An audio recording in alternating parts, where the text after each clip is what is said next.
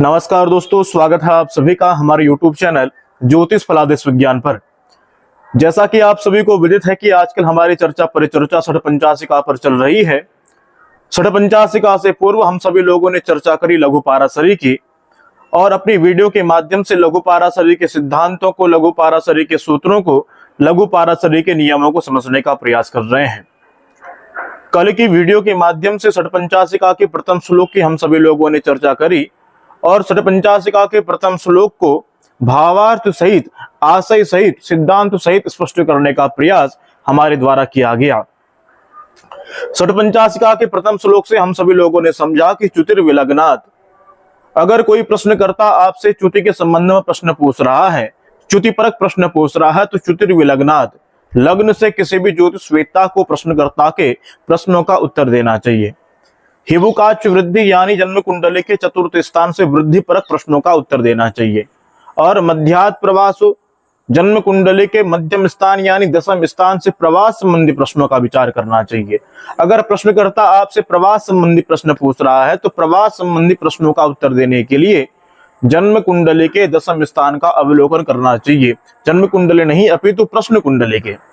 और निवृत्ति संबंधी प्रश्न पूछ रहा है तो निवृत्ति, अगर प्रश्नकर्ता आपसे पूछता है कि हमें कर्ज है तो इस कर्ज से निवृत्ति कब तक होगी, अगर रोग से पीड़ित है तो रोग से निवृत्ति संबंधी प्रश्न पूछ रहा है तो इसका विचार कहां से होगा, जन्म कुंडली के सप्तम स्थान से। कहने का तात्पर्य क्या है, निवृत्ति परक प्रश्नों का उत्तर देने के लिए ज्योतिषवेत्ता को प्रश्न कुंडली के सप्तम स्थान का विचार करना चाहिए। और कल की वीडियो के माध्यम से हम सभी लोगों ने यह समझा कि चर स्थिर दिशुभाव किस राशि का क्या फलाफल रहता है।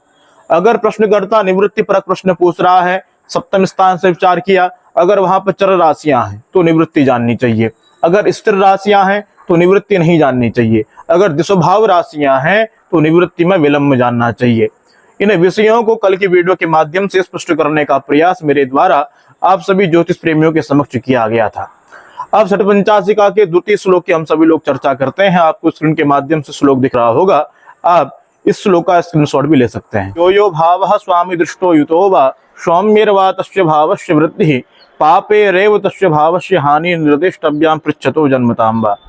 प्रथम श्लोक के माध्यम से हम सभी लोगों ने समझा कि च्युतिपरक प्रश्नों का विचार लग्न से और प्रवास संबंधी प्रश्नों का विचार दसम स्थान से और निवृत्ति परक प्रश्नों का विचार सप्तम स्थान से और वृद्धि परक प्रश्नों का विचार जन्म कुंडली के, प्रश्न कुंडली के चतुर्थ स्थान से जानना चाहिए।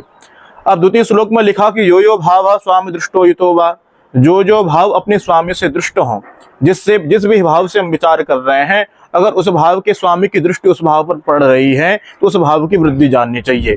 उस भाव से सकारात्मक संबंधित प्रश्नों का उत्तर ज्योतिषवेत्ता को देना चाहिए। और कहा कि सौम्यर्वा तस्य भावस्य वृद्धि, अगर स्वामी की दृष्टि पड़ रही हो अथवा सौम्य ग्रहों की दृष्टि उस भाव पर पड़ रही हो, और अगर स्थिति इसके विपरीत हो, पापे रेव तस्य भावस्य हानि, हम जिस भाव का विचार कर रहे हैं उस भाव पर सौम्य ग्रहों के अतिरिक्त पापी ग्रहों की दृष्टि पड़ रही है और पापी ग्रह वहां पर विराजमान है, तो पापी ग्रहों के विराजमान होने से अथवा पापी ग्रहों की दृष्टि होने से उस भाव के फलकथन की हानि समझनी चाहिए। तो दर्शकों, इस श्लोक के माध्यम से हम सभी लोगों ने समझा कि जिस भी भाव के फलकथन का हम विचार कर रहे हैं उस भाव के स्वामी की दृष्टि अगर उस भाव पर पड़ रही हो अथवा सौम्य ग्रहों की दृष्टि उस भाव पर पड़ रही हो तो उस भाव की वृद्धि समझनी चाहिए, सकारात्मक उत्तर ज्योतिषवेत्ता को देनी चाहिए। अगर स्थिति इसके विपरीत हो, पापी ग्रहों की दृष्टि पड़ रही हो, पापी ग्रह वहां पर विराजमान हो, तो उस भाव की हानि समझनी चाहिए। तो दर्शकों, आज की वीडियो के माध्यम से षट्पंचाशिका के द्वितीय श्लोक की हमने चर्चा करी। अगर विषय आपको प्रिय कर लगा तो हमारे YouTube चैनल ज्योतिष फलादेश विज्ञान को सब्सक्राइब करना मत भूलिएगा। पुनः उपस्थित होंगे नई वीडियो के साथ, तब तक के लिए धन्यवाद।